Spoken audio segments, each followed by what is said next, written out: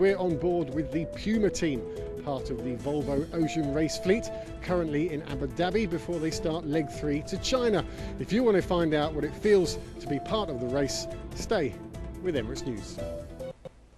Welcome back. We're going to go straight to sport. Graham Clews was on a boat, but he's here now. I was on a boat, fantastic experience. I'm looking forward to that. Little insight into the Volvo Ocean Race. So to the water first, and today was the Pro-Am event that precedes the import race for the Volvo Ocean fleet tomorrow. Guests and VIPs are invited to become temporary crew members as the teams warm up for the next leg of the competition. And Puma Ocean Racing invited Emirates News on deck as well. For the first time in its history, the Volvo Ocean Race has been enjoying a well-earned break in the Middle East. The 5 boats have endured a test of stamina and skill in legs 1 and 2 already. Puma Ocean Racing suffered a broken mast in the middle of the Atlantic Ocean in leg 1, but it's almost expected that some kind of disaster will befall each team at some stage of the race.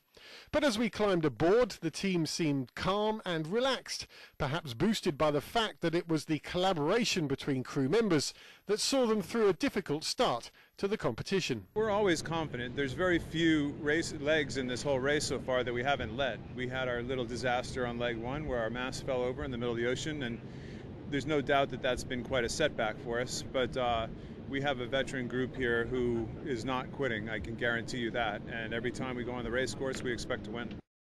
Being allowed to be a temporary crew member doesn't even come close to understanding just what it takes to steer a team to victory in one of sport's toughest events. But for the American skipper, he's proud to show off his boat and team and have a little fun before the serious sailing begins again. You know, you have to understand that without the fans and the sponsors, none of this happens. So I think it's it's up to us as the people with the cool toy to share our cool toy with everybody, and it's great fun. It's great fun having everybody on board.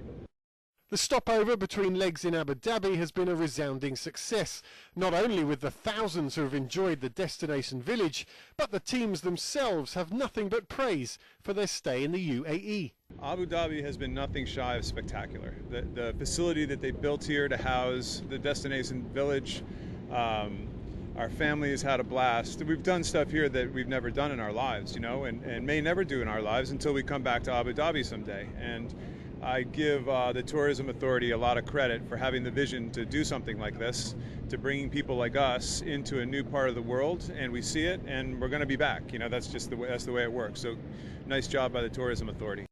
But after tomorrow's race in port, Saturday sees the teams head off on leg 3. The arduous 4,600 nautical mile trip to China has traditionally been a treacherous one.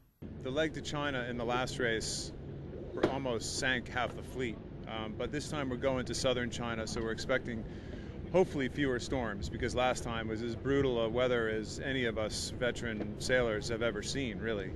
You know, we got the Malacca Straits, you know, we're going around Sri Lanka. It's, you know, there's plenty out there that can go right and wrong.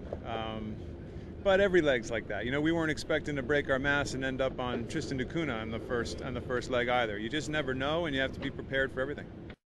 So as Ken guided us safely back to the Abu Dhabi breakwater, the journey for us was over. But for Puma and their rivals, you have to imagine there is still some very choppy water ahead.